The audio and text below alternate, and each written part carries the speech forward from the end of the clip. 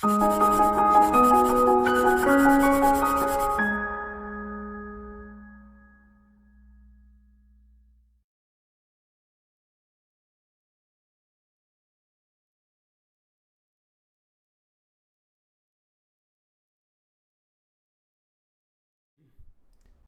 friends, welcome to ProTalent, and this is our session 3 for your CLAT 2020 preparation. In this particular video, we are solving AILET 2019 actual paper. So I'm sure you are aware that in our CLAT 2020 video course, we started with the first class, which was basically a legal reasoning orientation. The second module was about CLAT 2019 actual paper, which was little longish paper, है ना. Video भी थोड़ा सा बड़ा था, करीबन 50-55 minutes का video था. Okay, now this AILET part is little longish, ठीक है, but it is divided into 2 parts. ठीक है, इस पर्टिकुलर वीडियो में I will be solving some around 13 questions, और बाकी के questions I will be covering in the next video. Okay, so AILET का पेपर पूरे 2 भाग में डिवाइडेड है.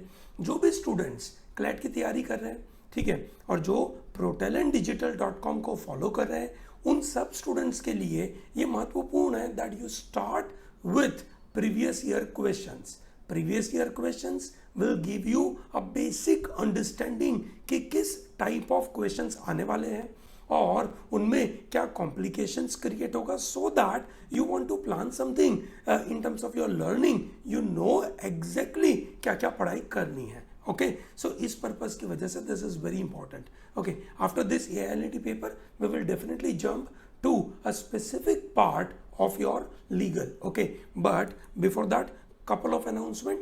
Number 1, ProTalent की CLAT test series 2020 is available on ProTalentDigital.com. Okay, you have to go to ProTalentDigital.com और यहाँ पे you will be getting the test series. Okay, ये जो टेस्ट सीरीज है that is you can say containing around 35 mock test, 18 institute specific test and 80 rigorous offline sectional test. हर test का काफ़ी detail में एनालिसिस मिलेगा आपको. You will be in a position to compare yourself with the other people in a very comfortable manner. Okay, ठीक है, so this is what you'll be getting. Apart from that you get a very good video course. Video course on ProTalentDigital.com is available. Remember, all content of ProTalent is available freely on YouTube. Okay, but if you want to do some practice, okay, उसके लिए आपको ProTalentDigital.com में payment करना होगा, which is quite nominal. Okay, आपकी पूरी पढ़ाई 1 साल की will be done at 5,400 rupees, जहाँ पे आपको वीकली कुछ प्रैक्टिस के मॉड्यूल मिलेंगे. Last week we gave 2 videos on legal. Okay, 1 video on English, 1 video on maths. Okay, this is what we provided last week. This week we are targeting 2 videos on legal, 1 on English, 1 on maths and 1 on logical reasoning. Okay, obviously GK इसके side by side चलता रहेगा. This year we are doing some more, you can say, innovation and modification in our GK front. तो आपको थोड़े दिनों में पता चलेगा कि कैसे होने वाला है. So this is ProTalentDigital.com video course. If someone is interested for a combo program, that is ProTalentDigital.com as well as CLAT test, ठीक है, then that is also available. Okay, that is available at 7,900 rupees, which you can take it from a given link. Okay, हमने एक link दिया है, आप वहां से उसको ले सकते हैं. In addition to that, we have a very special batch available for droppers. Classroom course है ProTalent का. This is at Surat. Okay, अभी तक there are some round we can say 8 to 9 students who have already enrolled. Okay, so if you are waiting for it, please register it fast. This is a special batch for droppers. So we have designed it in a manner that the entire program is primarily for the droppers to improve their ranks. Okay, so this is full 1-year batch starting from, you can say, 12th of July. Maximum size will be 24 and fees will be 52,500. The students who have secured 120 marks के ऊपर, okay, their fees is 0, and for the students who have secured 110 and above, their fees will be 50% off. Okay, so this is what you'll be getting. सूरत में you can से काफ़ी अच्छा environment रहता है. Okay, और सबसे इंपॉर्टेंट चीज़ होती है प्रो टैलेंट में पढ़ाई.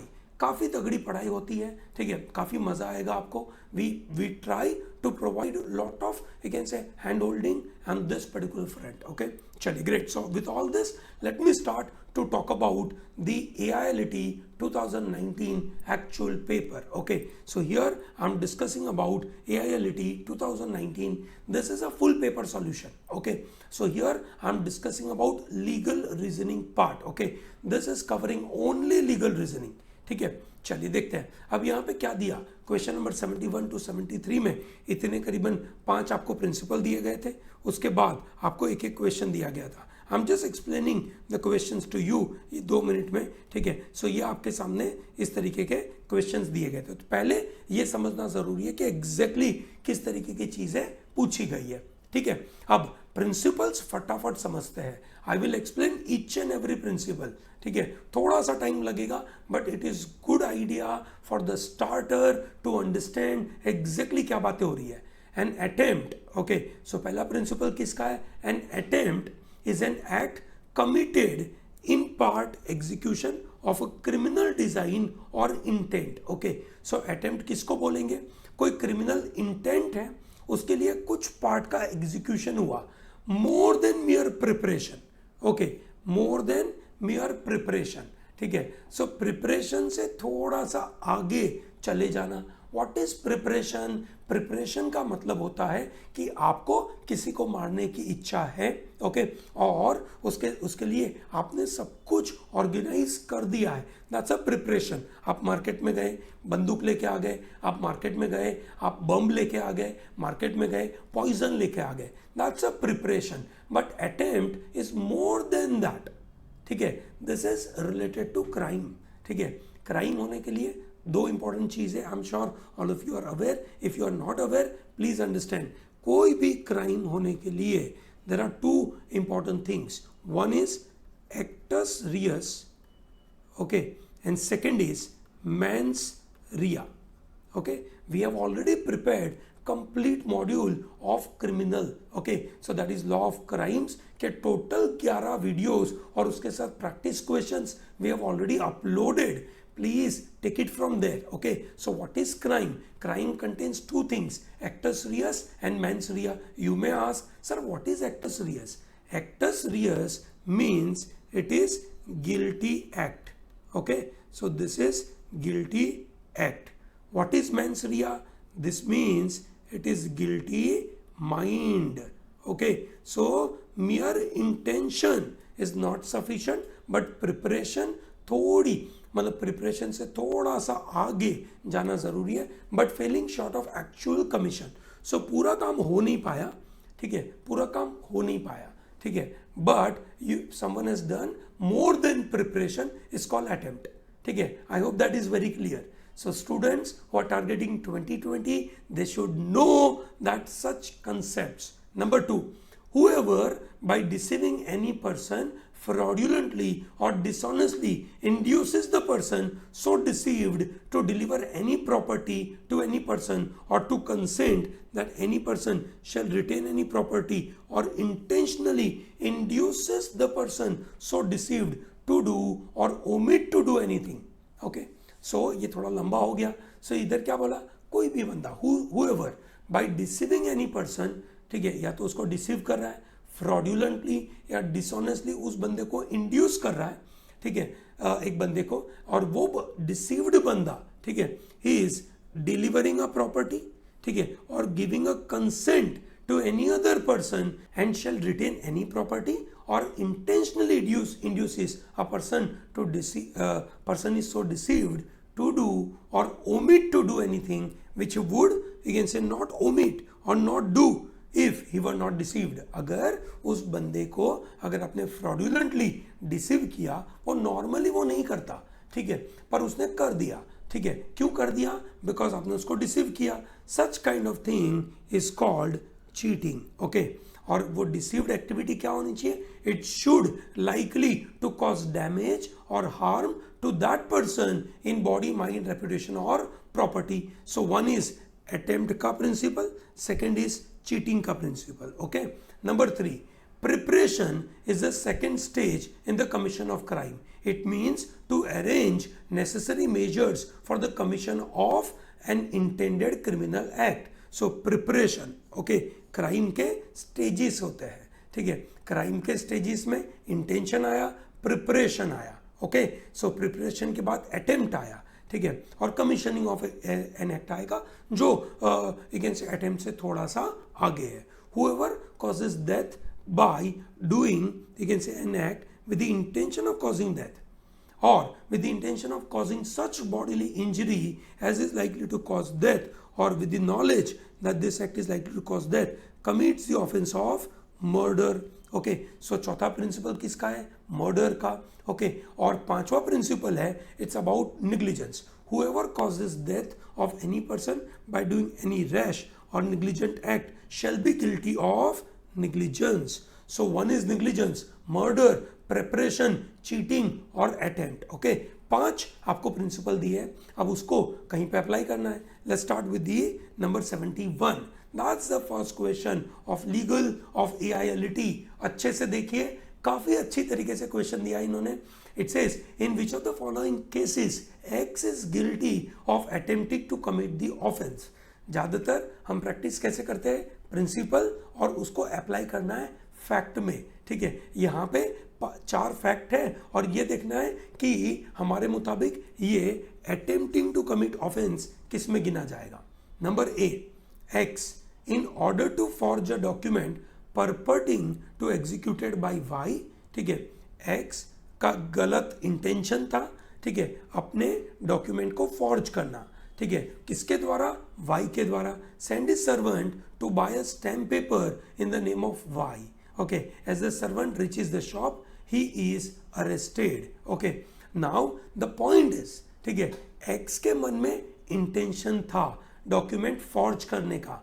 अभी तक उसने कोई भी तरीके की प्रिपरेशन करी क्या? उसने आदमी को भेजा स्टैम्प पेपर लेने के लिए.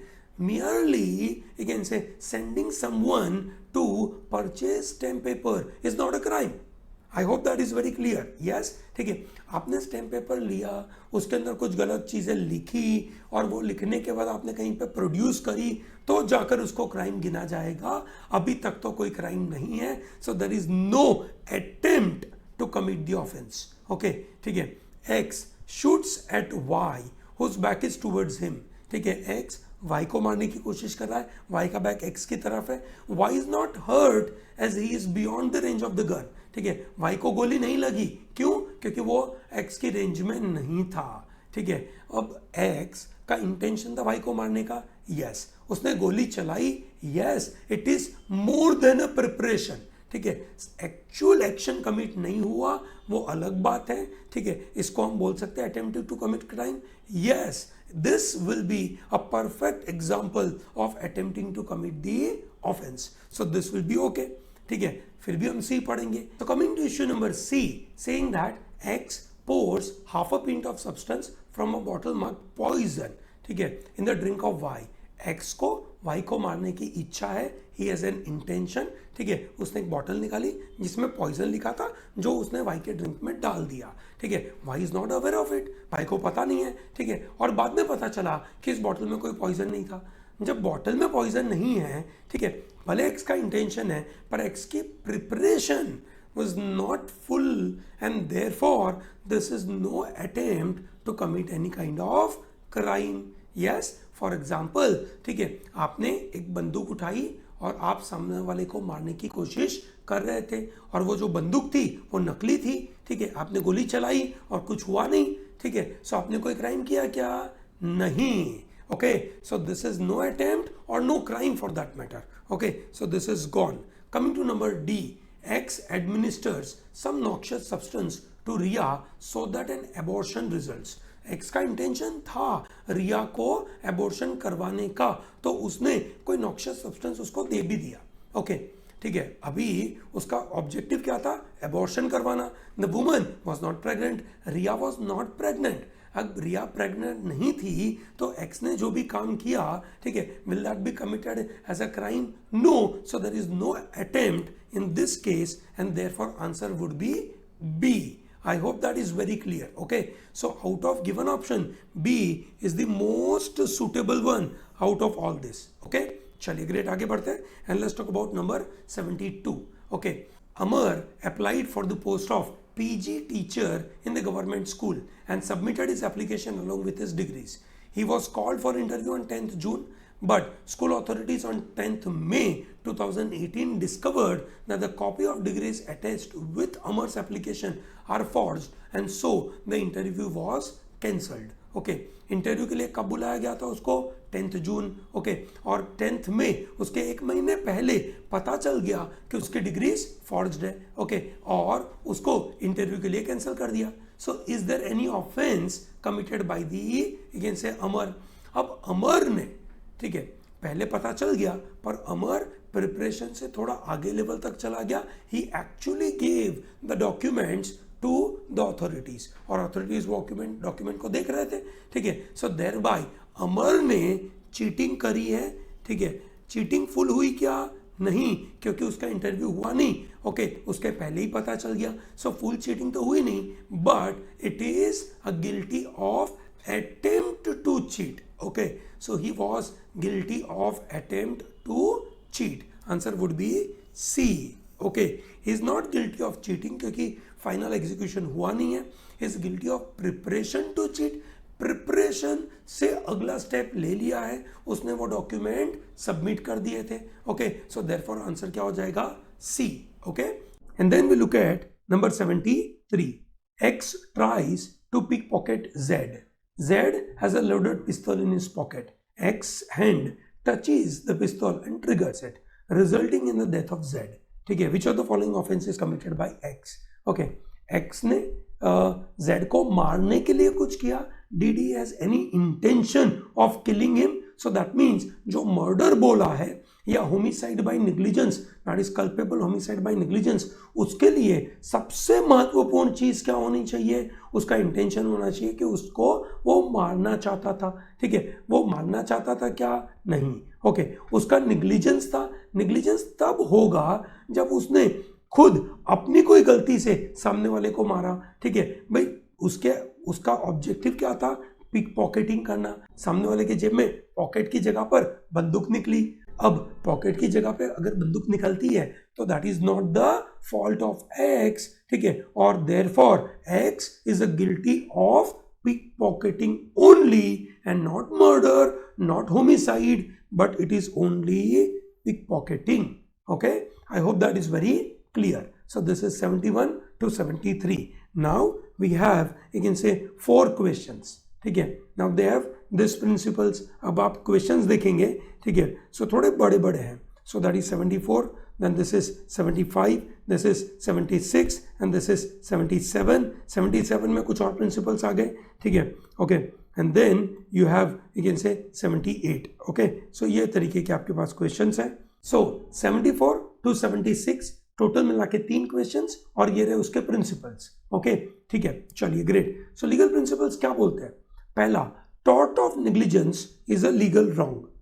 Tort of negligence is a legal wrong that is suffered by someone at the hands of another who fails to take proper care to avoid what is a reasonable person would regard as a foreseeable risk. Okay, so एक reasonable आदमी कोई foreseeable risk उसको दिख रहा है और उसका उसने ध्यान नहीं दिया, उसने अवॉइड किया, जिसकी वजह से उसको नेग्लिजेंस माना जाएगा and that is known as legal wrong. Okay, number 2, the test of liability requires that harm must be reasonably foreseeable.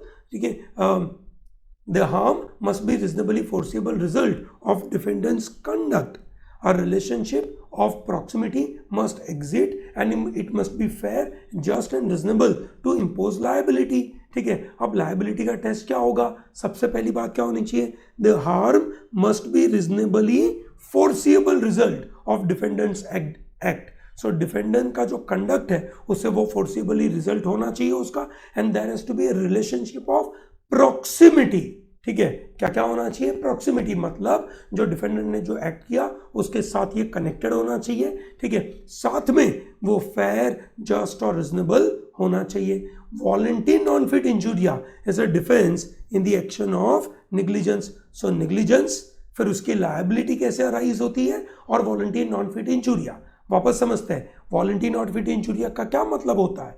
Voluntary non fit injuria का मतलब होता है कि वॉलंटरली आपने कोई इंजरी अपने सामने से ली है तो वहां पे नेग्लिजेंस नहीं माना जाएगा. ओके, टेस्ट फॉर लायबिलिटी क्या होता है कि भाई आपकी लायबिलिटी नेग्लिजेंस की कब अराइज होगी, ठीक है, जब आपके एक्ट के द्वारा सामने वाले को जो नुकसान हुआ वो प्रॉक्सिमेट हुआ, वो फेयर है, जस्ट है और रिजनेबल है, ठीक है. और नेग्लिजेंस का मतलब आपकी ड्यूटी ऑफ केयर थी जो आपने फुलफिल नहीं करी, ठीक है. सो ये तीन चीज दिमाग में एकदम डाल दीजिए. पहला क्या बोलता था, टॉर्ट ऑफ नेग्लिजेंस, दूसरा लायबिलिटी कब अराइज होगी, और तीसरा उसमें डिफेंस कब मिलेगा. डिफेंस का मतलब है कि भाई सामने वाले ने नेग्लिजेंस किया पर वो उनकी कोई गलती नहीं थी, it was the other party who was ready to take up something like this. Okay, वो अपना रिस्क खुद उठाना चाहते थे. दिस इज हाउ 74, 75, 76 में ये प्रिंसिपल अप्लाई करने हैं. ओके, चलिए देखते हैं.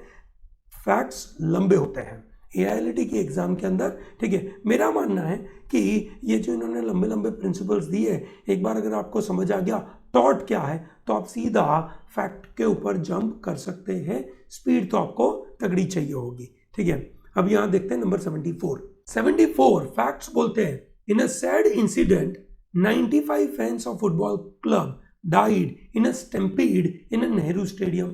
So stampede हो गया, भगदड़ मच गई, ठीक है. The court has decided that accident was caused due to negligence of police in permitting too many supporters to the crowd in one part of the stadium. एक जगह पे इन्होंने इकट्ठा कर दिए.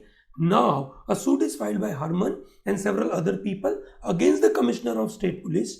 Harman and other claimants had relatives who were caught up in the Nehru Stadium disaster. So what is a locus standi of Harman? Okay, so what is locus standi? Locus standi का मतलब होता है who are you with this particular case?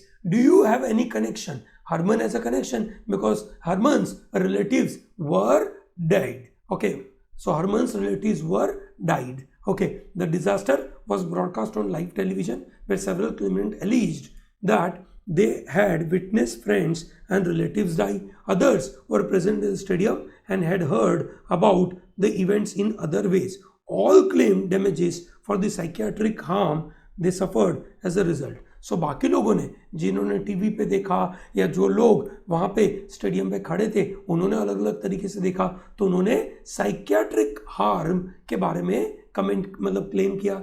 Determine whether for the purposes of establishing liability of negligence, those who suffer purely psychiatric harm from witnessing an event at which they are not physically present are sufficiently proximate for the duty to be owed and thus can be said to be reasonably within the contemplation of the tortfeasor. ठीक है.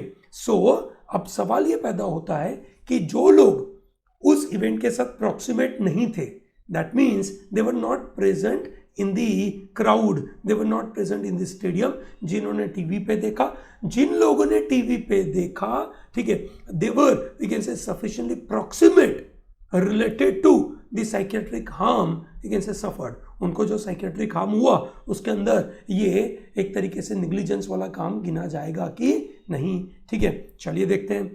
तो मेरा मानना है the people who were present in the stadium, ठीक है, and if they have suffered psychiatric harm, okay, so then it is acceptable. The people who were not present, okay, the people who were not present in the stadium and they felt psychiatric harm, then that's not the proximate, we can say, act by the police. Okay, so is police liable for the people who were not present in the stadium? The liability of police doesn't arise. So police is liable? No, police is not liable. Okay, so police is liable for the all consequences of their negligence? No, first option cannot be. Okay, let's look at the option number 2. police is not liable because the duty of care towards Arman and other will be breached if they were present at the event and the harm caused was being foreseeable. Okay, harm caused would be foreseeable provided they were present. How could police foresee any harm कि ये live दिखेगा और लोग देखेंगे उसको, उनको थोड़ा सा परेशानी लगेगा. So that is not acceptable. ठीक है, so this looks pretty much okay. C देखते हैं. Police is not liable because the incident was an accident and supporter were there by their own free will. Okay, so police is not liable. ठीक है, चलेगा. भाई this is an accident, पर accident के सामने police की एक जिम्मेदारी बन तो रही थी. ठीक है, सो ये भी आंसर नहीं है. And police is liable, this is not done. Answer would be B and here it was only about psychiatric harm. Okay, चलिए great. So this is lot of important thing we learn.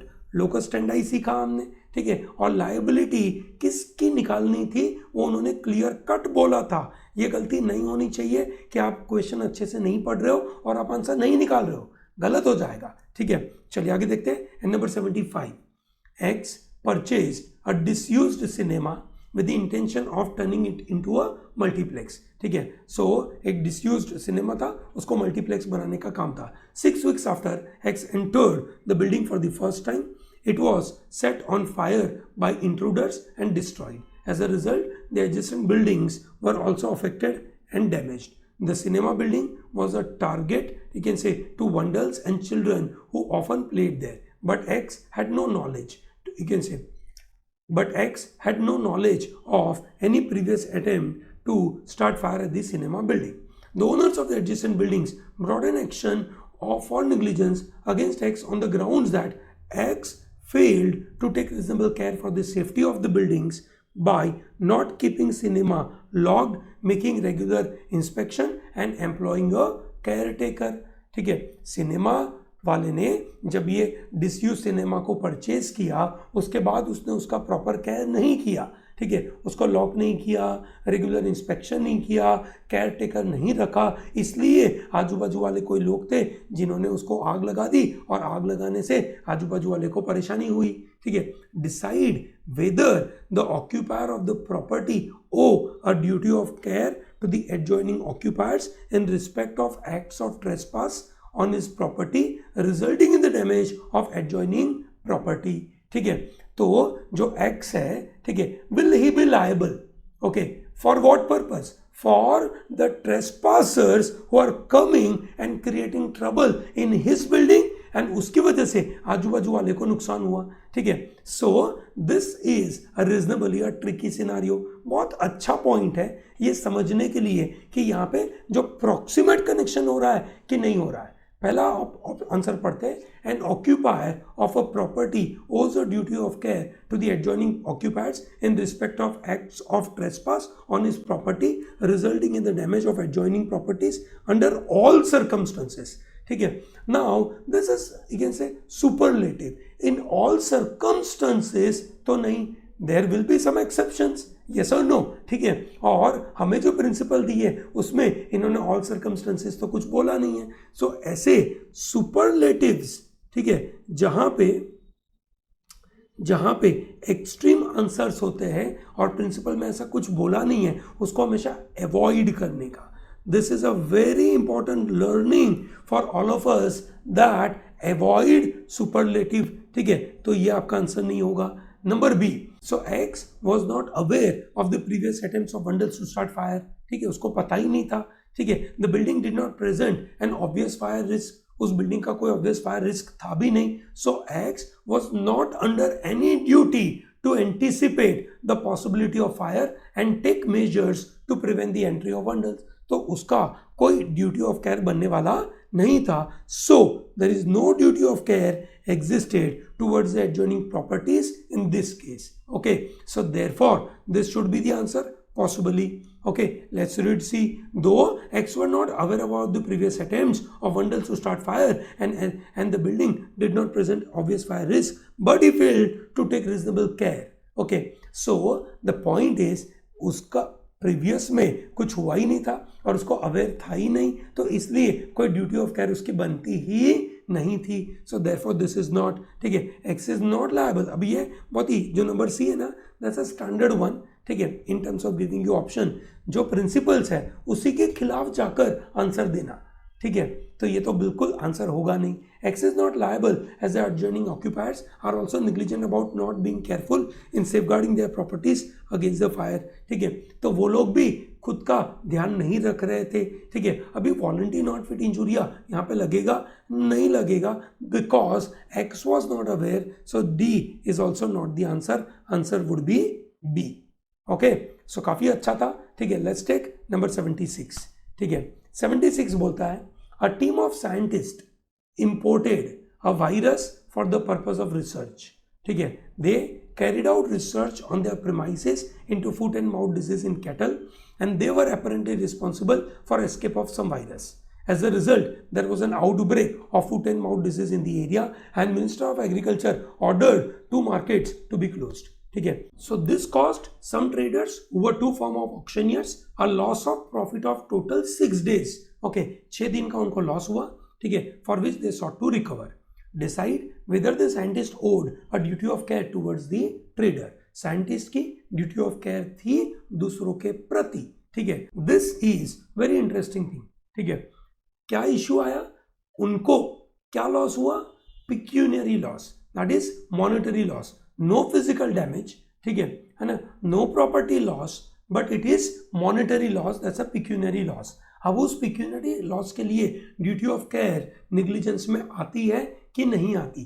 Negligence में हमेशा ध्यान रखना क्या आता है, it is only the physical or property related loss. Okay, so here number A बोलता है an ability to foresee indirect और economic loss to another person as a result of defendant's conduct automatically impose on the defendant duty of care. No, this is not the answer. Okay, क्यों, negligence में economic या pecuniary loss नहीं आएगा. The loss to the trader was pecuniary. They suffered no physical harm to themselves or to any of their property, and inability to foresee indirect economic loss to any person, okay, as a result of defendant's conduct did not automatically impose on the defendant a duty of care to avoid that loss. ठीक है, तो ये हम नहीं बोल सकते, किसी को फिजिकल लॉस होना जरूरी है, ठीक है. फॉर एग्जाम्पल, अगर मानो आप क्लैट की एग्जाम देने जाने वाले थे, ठीक है, और आप जिस ट्रेन में बैठे वो ट्रेन लेट हो गई और आप वो एग्जाम मिस कर गए, ठीक है. आपको जो लॉस हुआ, ठीक है, वो लॉस नेग्लिजेंस में गिना जाएगा, नहीं गिना जाएगा. Okay, this is you can से indirect stuff. Okay, how could that train वाला पर्सन नोज कि आज तुम्हारा क्लैट का परीक्षा है, उन्होंने वो ट्रेन स्पेशल आपके लिए चालू नहीं करी थी, ठीक है ना. सो ये बहुत सारे फैक्टर्स, इफ्स एंड बट्स यहाँ पे लगेंगे. Here also an ability to foresee indirect और इकोनॉमिक लॉस, ठीक है, is not connected to negligence. So B looks better. C देखते हैं, it is not proved that there was negligence on the part of scientists which resulted in the escape. अब यहाँ पे clear cut बोल दिया था, it was a negligence, it was proved. Okay, though the scientists are negligent in handling the virus, but they are not liable as the leakage of virus was by accident. Okay, negligence में accident का defence ले सकते हैं, नहीं ले सकते, वो यहाँ पे दिया नहीं है. सो देयरफॉर ये हमारे प्रिंसिपल के मुताबिक नहीं है और इसलिए आंसर हो जाना चाहिए आपका बी. ओके, चलिए ग्रेट, आगे बढ़ते हैं and will talk about number 77.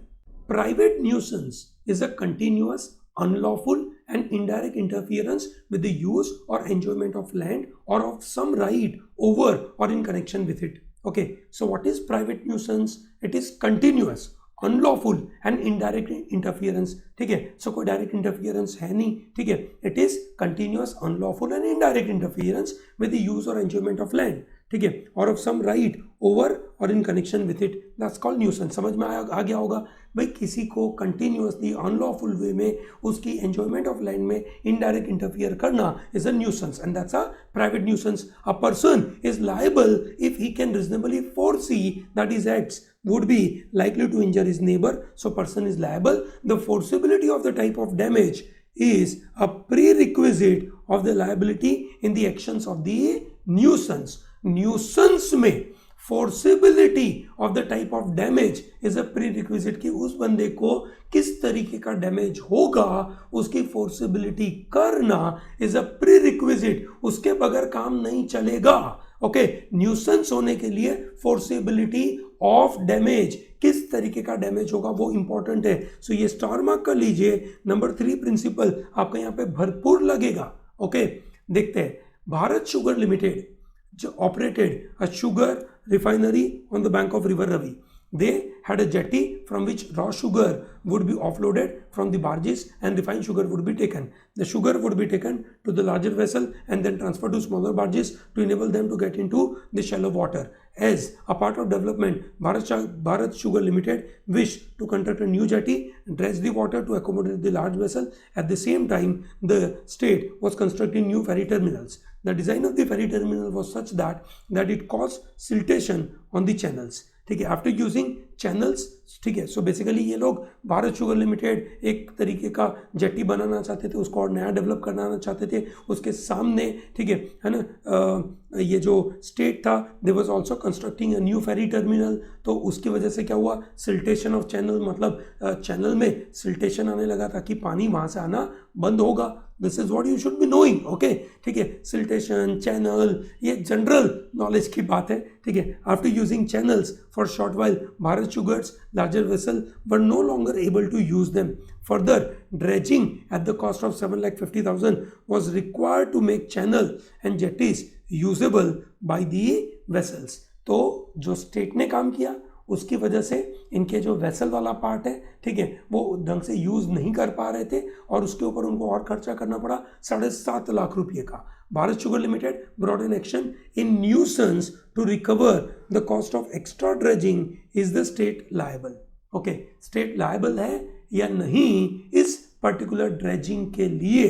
Okay, जो भारत शुगर को एक्स्ट्रा ड्रेजिंग करना पड़ा क्योंकि उन्होंने नया टर्मिनल बनाया, स्टेट ने, सिल्टेशन हो गया, सिल्टेशन की वजह से एक तरीके से मिट्टी आ गई और मिट्टियों की वजह से प्रॉब्लम हो गया। चलिए पढ़ते हैं। The loss cost by the construction of new ferry terminal could not amount to private nuisance at law since they did not possess any private rights which enabled them to insist on a particular depth of water. Private nuisance तभी होगा जब आपके पास private right था अपनी property को use करने का और उसकी वजह से आपने दूसरों की प्रॉपर्टी में नुकसान पहुंचाया। ठीक है, अभी ये स्टेट था, स्टेट के पास पूरा का पूरा राइट है जिसके साथ जो भी जमीन के साथ जो करना, जैसा भी करना, तो यहाँ पे प्राइवेट न्यूसेंस तो है ही नहीं। ठीक है, तो उन्होंने कोई किसी के प्राइवेट राइट को वायलेट तो जरूर किया पर उसमें उनकी कोई गलती नहीं है। ठीक है, so this looks pretty much good. Look at number B, the loss cost by the construction of new ferry terminals, ठीक है, amount to private nuisance, ठीक है, at loss since they did possess right to use water at a particular depth। ठीक है भाई, they had a right to use water, but जो सामने state ने किया उन्होंने कोई प्राइवेट राइट वायलेट नहीं करा, वो तो उनकी जिम्मेदारी थी, वो तो कर ही सकते हैं। No, it cannot constitute private nuisance, but claimant can claim damages for the loss suffered by them। भाई प्राइवेट न्यूसेंस हुआ ही नहीं है, जो कोई चीज गलती हुई नहीं है तो लॉस किस बात का। Okay, yes, state's conduct was unreasonable in building the new terminal without thinking of all consequences it will have on the rights of the other party. No state can do this and thereby answer would be A. I hope that is very clear. Yes, ठीक है, काफी अच्छा एक question था, काफी tricky था। यहाँ पे आपको समझना चाहिए था कि स्टेट का राइट क्या होता है और प्राइवेट न्यूसेंस किसके खिलाफ लग सकता है। ओके, चलिए ग्रेट, आगे बढ़ते हैं। ठीक है, and let's talk about number 78। It is very interesting. It says the tort of negligent misstatement is defined as an inaccurate statement made honestly but carelessly, usually in the form of advice given by a party with a special skill or knowledge to a party that doesn't possess this skill or knowledge। ठीक है, सो कोई miss statement दे देना, that's a negligent misstatement and there is a टॉट connected to this. Okay, कौन दे सकता है मिस स्टेटमेंट? जिसके पास स्किल है, नॉलेज है, और जिसके पास स्किल नहीं है, और वो जिसके पास स्किल है और जिसके पास नहीं है उसको दे सकता है। I hope that is very clear. Okay, so ये कहाँ कहाँ पे लगेगा, ठीक है. Teacher student is a classic example, ठीक है. Doctor patient is another example, ठीक है. या कोई बंदा कोई ऐसे सामान बेच रहा है और वो सामने वाला जो कैन से कस्टमर है उसको उसके बारे में पता नहीं है, तो वो वहाँ पे भी ये मिस स्टेटमेंट वाला पार्ट लग सकता है. X and Y company were advertising agents placing contracts on behalf of a client on credit terms. X and Y company would be personally liable should the client default. Okay, so X and Y company is liable, not the client. Okay, ठीक है. To protect themselves, X and Y asked their bankers to obtain a credit reference from K and L, the client's bankers. Okay, ठीक है. So X and Y ने क्या किया? They asked their bankers to obtain credit reference from K and L, client के banker से credit reference उन्होंने मांगा, ठीक है. किसने मांगा? Bankers of X and Y, ठीक है. So there are X and Y, उनके बैंकर्स थे, ठीक है, और उनके क्लाइंट थे के एंड एल, ठीक है, उनके बैंकर्स थे, ठीक है. तो इन्होंने इनसे इनकी क्रेडिट वर्दीनेस के बारे में पूछा. Okay, the reference given both orally and then in writing was given gracious and was favorable. So they said it was good. Okay, ठीक है, कि भाई अच्छा था, but also contain an exclusion clause to the effect that information was given without responsibility, ठीक है, on the part of this bank or its official. So बोला ये लोग अच्छे हैं, but we do not claim or we do not give any kind of commitment. X and Y relied upon this reference and subsequently suffered financial loss when the client went into liquidation. So उसके वजह से X and Y को loss हुआ. X and Y sued K and L company for negligence, claiming that the information was given negligently and was misleading. K and L argued there was no duty of care owed regarding the statements. K and L ने बोला हमारी कोई duty of care नहीं थी. Okay, सो इस case में जो के एंड एल ने, है ना, के एंड एल के जो बैंकर है उन्होंने you can say proper information दी नहीं, which is K and L ने ही बोला होगा. सो के एंड एल की लायबिलिटी बनती है क्या, ठीक है भाई. के एंड एल ने गलती तो करी है, ठीक है, कैसे? निग्लिजेंट मिस स्टेटमेंट दिया है, ठीक है, और उसके ऊपर एक्स एंड वाई ने रिलाई किया है. एक्स एंड वाई ट्रस्ट के बेसिस के ऊपर तो ये सब चीजें डेवलप करेगा, बट उन्होंने साथ साथ में डिस्क्लेमर दे दिया है स्टार मार्क करके, ठीक है.